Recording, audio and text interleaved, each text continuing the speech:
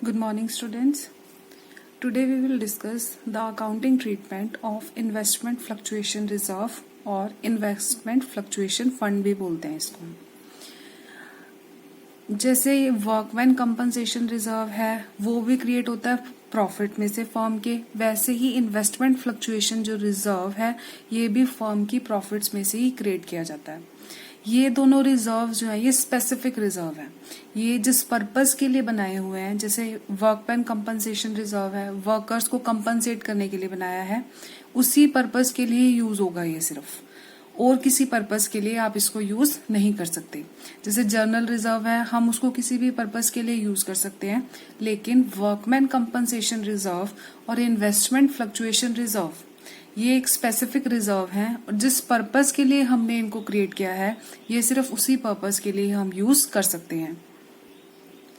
Investment fluctuation reserve इसको बनाया जाता है जो हमारी मार्केट वैल्यू होती है इन्वेस्टमेंट की, जब वो कम हो जाती है उस लॉस से ऑर्गेनाइजेशन को बचाने के लिए हम इन्वेस्टमेंट फ्लक्चुएशन रिजर्व जो है क्रिएट करते हैं.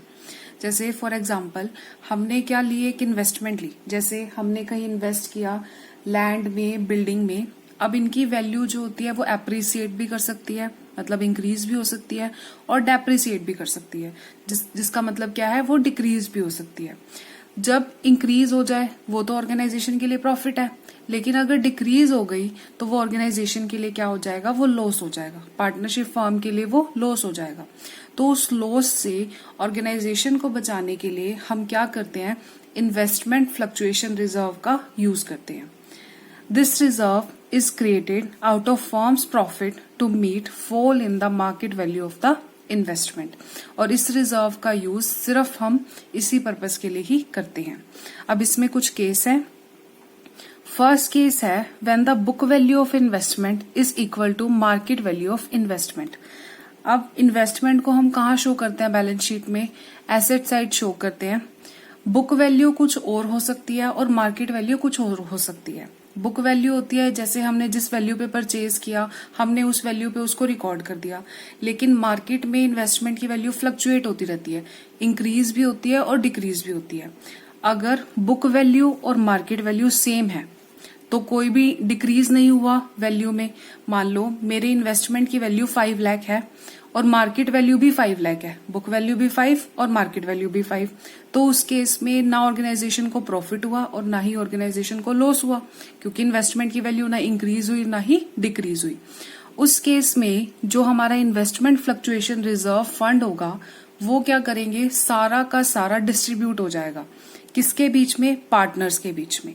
अब ये प्रॉफिट में से क्रिएट होता है. अब हमारे पास तो कोई है ही नहीं कि हमारे को कहीं कंपनसेट तो करना ही नहीं, तो सारा का सारा इसके ऊपर जो हक होगा, सारा का सारा राइट जो है वो पार्टनर्स का होगा, और ये डिस्ट्रीब्यूट हो जाएगा पार्टनर्स के बीच में in their old ratio. Investment fluctuation reserve ये एक्यूमुलेटेड प्रॉफिट है, इसका बैलेंस क्या होता है, क्रेडिट होता है. तो जब हम इस अकाउंट को क्लोज करेंगे तो हम इसको क्या कर देंगे, डेबिट कर देंगे.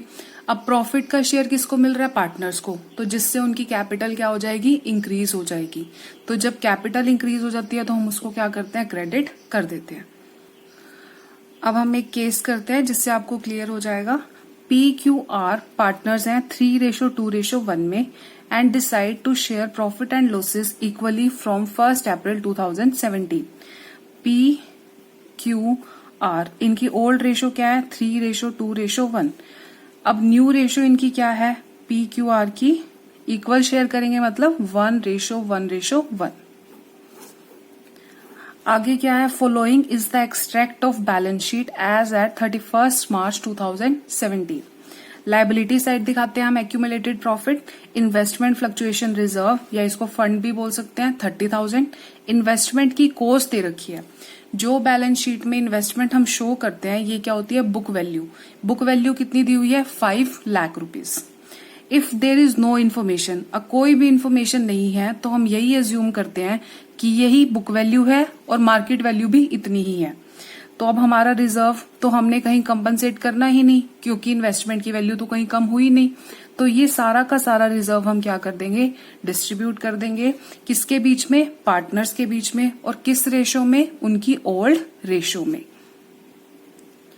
अब इन्वेस्टमेंट फ्लक्चुएशन रिजर्व का बैलेंस कौन सा है? क्रेडिट है, तभी हमने इसको लायबिलिटी साइड शो किया हुआ है।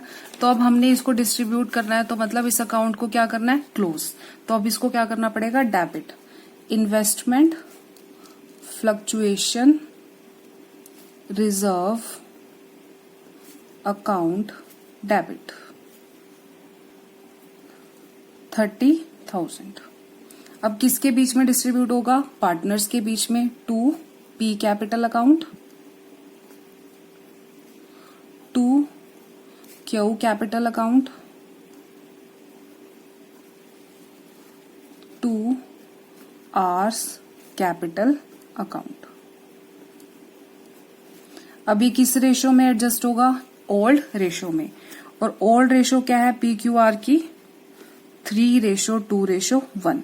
तो अब हमें इसमें शेयर निकालना है। 30,000 टोटल है, इसमें पी का शेयर कितना आएगा? 3/6।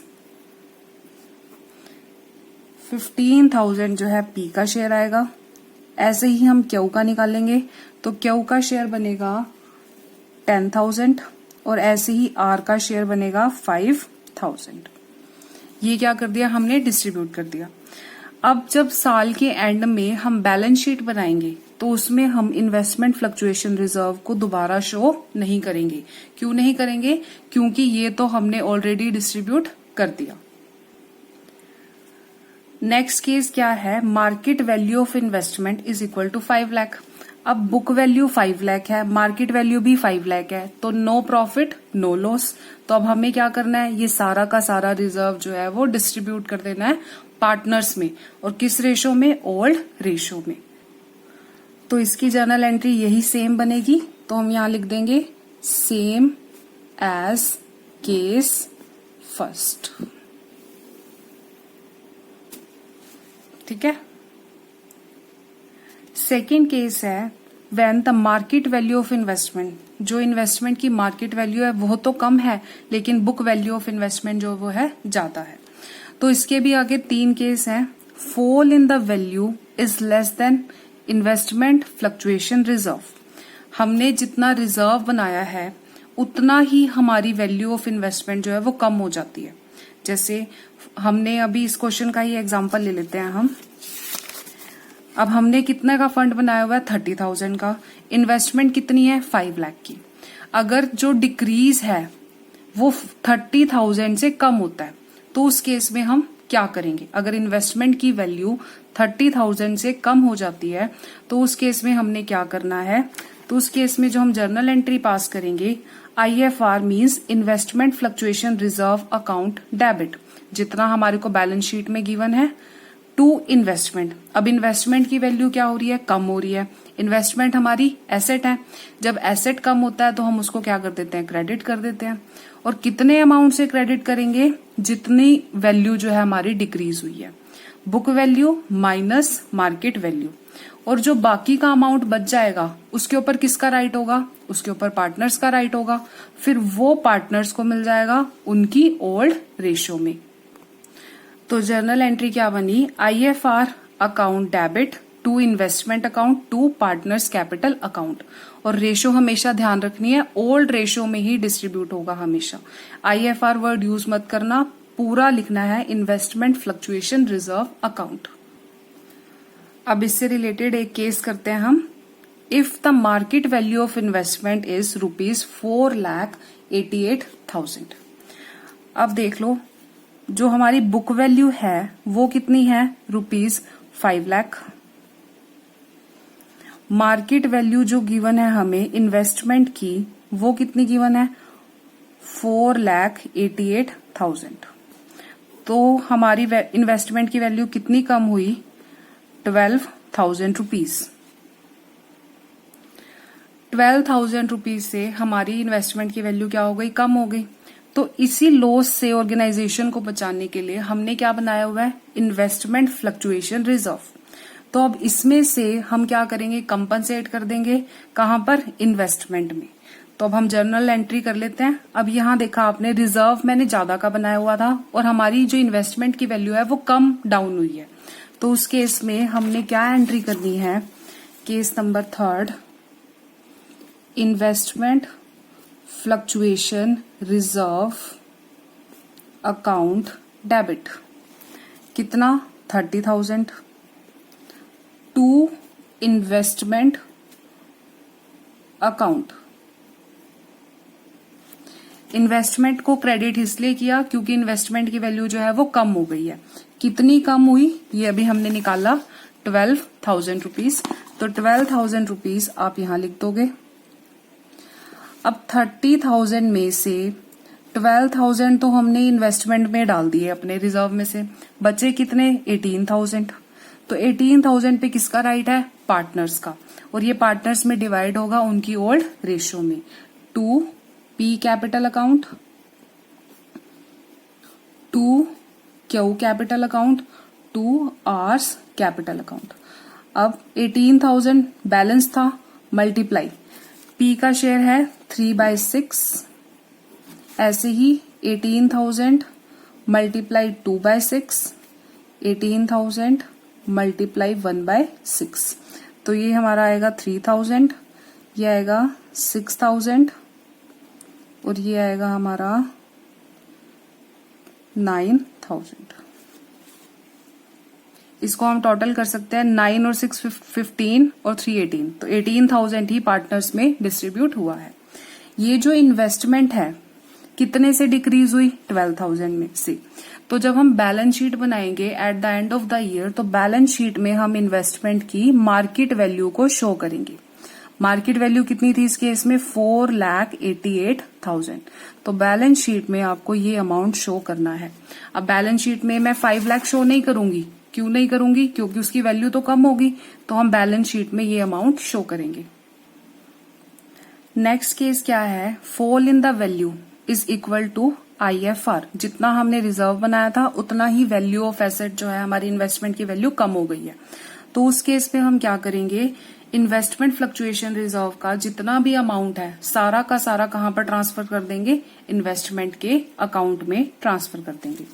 तो अब इससे रिलेटेड जो केस है, if the market value of investment is rupees 4,70,000। अब बुक वैल्यू कितनी है हमारे पास, 5 लाख। मार्केट वैल्यू कितनी है, 4,70,000। तो बचा 30,000 का ही हमारा क्या हुआ है, लॉस हुआ है। तो अब इस लॉस को हमने कहां से कंपनसेट करना है, इन्वेस्टमेंट फ्लक्चुएशन रिजर्व से। रिजर्व भी उतने का ही है, उतना ही फॉल हुआ है, तो सारा का सारा पैसा कहां ट्रांसफर हो जाएगा, इन्वेस्टमेंट में ट्रांसफर हो जाएगा। क्यू का शेयर हुआ 8,000 और पी का 12,000। ये था हमारा केस जब हमारी इन्वेस्टमेंट की वैल्यू ज्यादा गिर जाती है और जितना हमने रिजर्व बनाया है उससे। तो हमारा लास्ट केस है जो इन्वेस्टमेंट फ्लक्चुएशन रिजर्व से।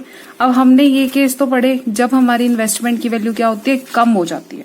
लेकिन कई बार क्या होता है, इन्वेस्टमेंट की वैल्यू इंक्रीज भी हो जाती है। आपको मैंने स्टार्टिंग में भी बताया था कि जो एसेट है उसकी वैल्यू एप्रिसिएट भी होती है और डेप्रिसिएट भी होती है। तो उस केस में हम क्या करेंगे, सबसे पहले इन्वेस्टमेंट फ्लक्चुएशन रिजर्व का यूज तो हम तभी करते हैं जब हमारी फॉल होती है वैल्यू इन्वेस्टमेंट की। तो इन्वेस्टमेंट फ्लक्चुएशन रिजर्व का तो यूज ही नहीं होगा उस केस में।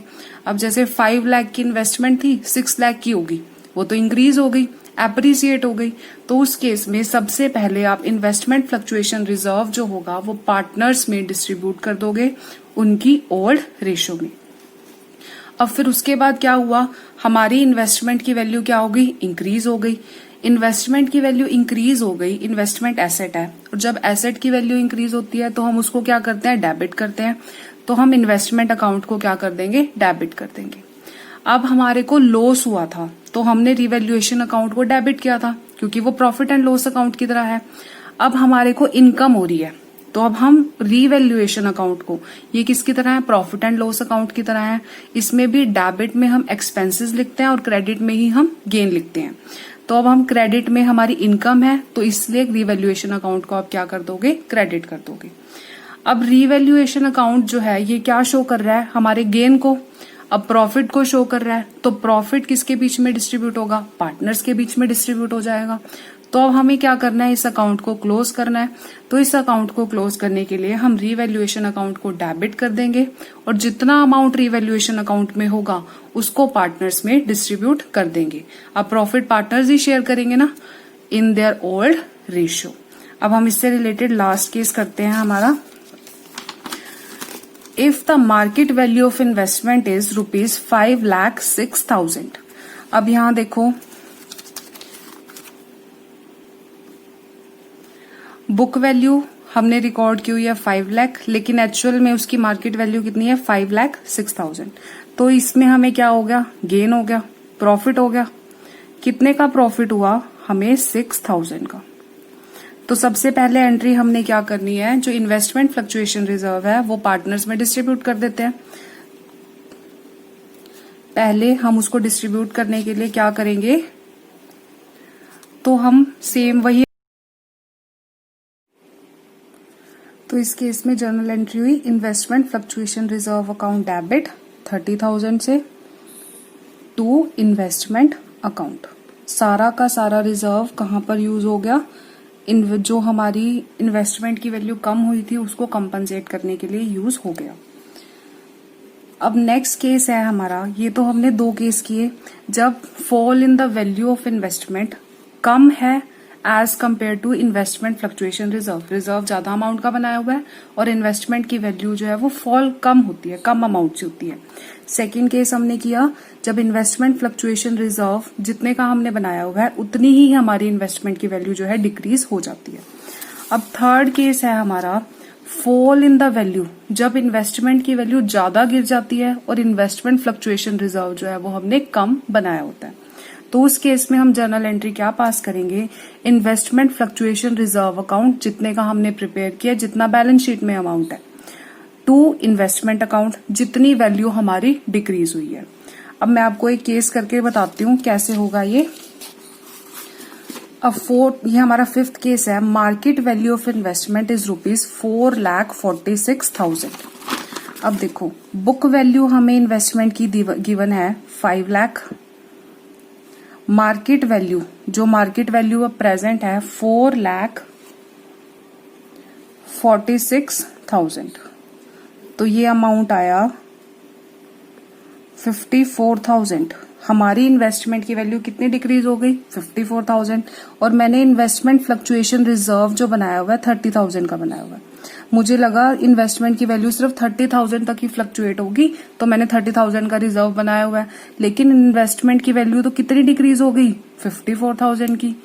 तो हमें कितने का लॉस एक्स्ट्रा और बियर करना पड़ेगा? 24,000 का।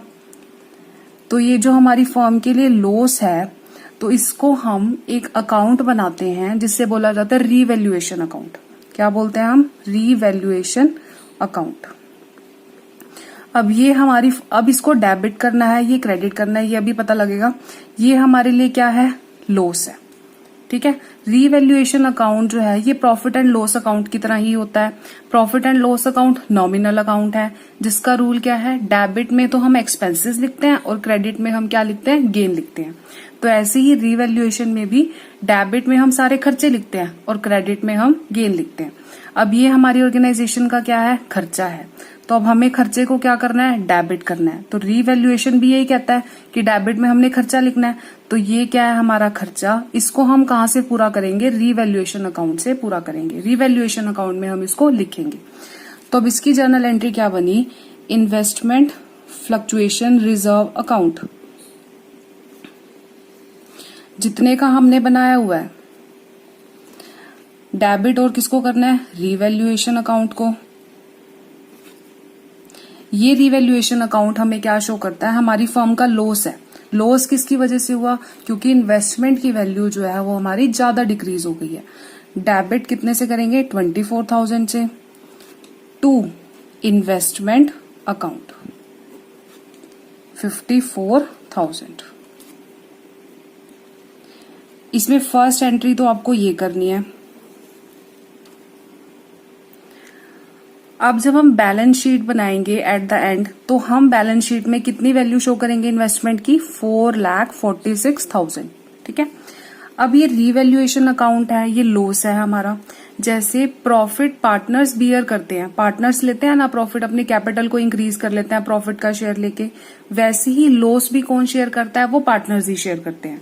तो रीवैल्यूएशन अकाउंट यहाँ पर क्या है, डेबिट है। तो अब ये डिस्ट्रीब्यूट होना है पार्टनर्स के बीच में, तो हमें इसको क्या करना है, क्लोज करना है। तो क्लोज करने के लिए मैं इसको क्या कर दूंगी, क्रेडिट कर दूंगी टू रीवैल्यूएशन अकाउंट। कितना, 24,000। अब ये कौन कौन से पार्टनर्स बियर करेंगे, जो हैं P capital account, Q capital account, are capital account. ये मैंने आपको बताया है, ये किस रेशो में बियर करेंगे, ये ओल्ड रेशो में ही बियर करेंगे। 24,000 में 3/6 शेयर किसका है, पी का है। 24,000 में 2/6 क्यू का, और 24,000 में 1/6 कौन बियर करेगा, आर बियर करेगा। 4,000 आर बियर करेगा, 8,000।